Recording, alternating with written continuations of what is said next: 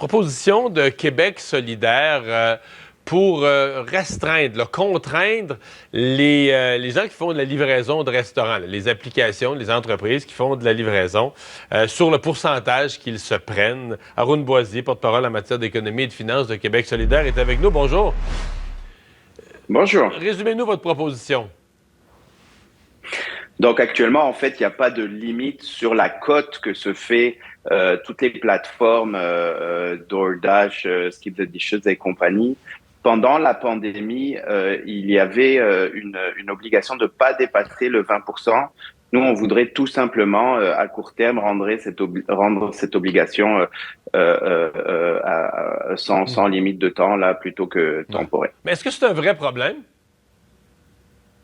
Ben, actuellement, les restaurateurs sont passés, comme vous le savez, pendant les 2 ans et demi de crise de Covid, sur des moments très difficiles. Actuellement, il y a une récession qui pointe du nez. On sait que c'est les restaurants qui vont manger la claque les premiers. On pense que c'est donner de l'oxygène à ces petits entrepreneurs de nos quartiers d'un côté, et de l'autre côté aussi, là, 20%, c'est bien assez là. Et puis, ça pourrait aussi permettre aux clients d'avoir des prix moindres. Donc, on voit pas pourquoi est-ce qu'on limiterait pas tout simplement cette Là, parce qu'on dit au Québec, au Québec, le gouvernement est partout, le gouvernement a le nez partout. On a l'impression que c'est de la libre entreprise. Il y a une concurrence. Il y a 3 joueurs majeurs qui sont en concurrence, à la fois auprès des restaurateurs, auprès du public, pour offrir le meilleur prix de livraison possible. Tout le monde fait affaire avec ça. Chez les jeunes, c'est d'une popularité incroyable. Tout le monde a l'air à y trouver son compte. Pourquoi le gouvernement se mêlerait de ça? Ben, d'abord, nous, on pense que ceux qui trouvent surtout leur compte, c'est les plateformes. D'abord, le gouvernement, sur les questions des plateformes, a son nez nulle part, hein, parce que ça, c'est juste un début. On a vu qu'il y avait des problèmes où on faisait payer la TVQ sur des produits de livraison où il fallait pas, que le lait était vendu souvent trop cher pour les trucs de livraison. Le statut des travailleurs est flou.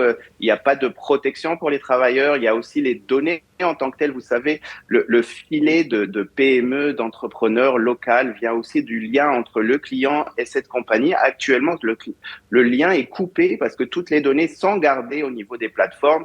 Les restaurateurs ne savent pas qui sont leurs clients. Les chercheurs ne peuvent même pas avoir des recherches sérieuses parce que ces données-là ne sont pas accessibles.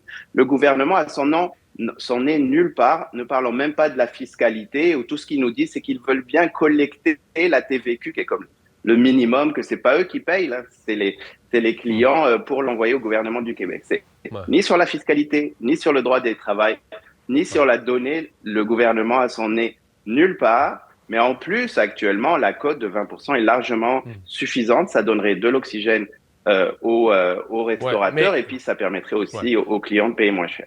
Ouais. Mais les restaurateurs ont toujours l'opportunité de garder leur service de livraison. Quelques-uns le font. Là, quand ils choisissent de faire affaire avec ces entreprises-là, c'est qu'ils veulent se débarrasser là, d'avoir des véhicules sur la route et tous les coûts qui viennent avec ça.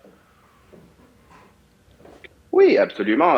On comprend tout à fait les restaurateurs. Ce qu'on comprend pas, c'est pourquoi faire une cote de plus que 20% sur leurs produits. Il y aurait pas de restaurants, ces plateformes auraient rien à vendre. On pense que c'est une juste part de partager cet argent-là avec 20%. C'est largement assez. Surtout qu'on l'a déjà fait, ça prend pas grand-chose. Ces compagnies n'ont pas disparu parce que tout d'un coup, la cote était de 20%. On est capable de le faire demain. M. Boisier, merci beaucoup d'avoir été là. Au revoir. Merci beaucoup. Le député de Maurice Richard de Québec solidaire, porte-parole en matière d'économie et de finances.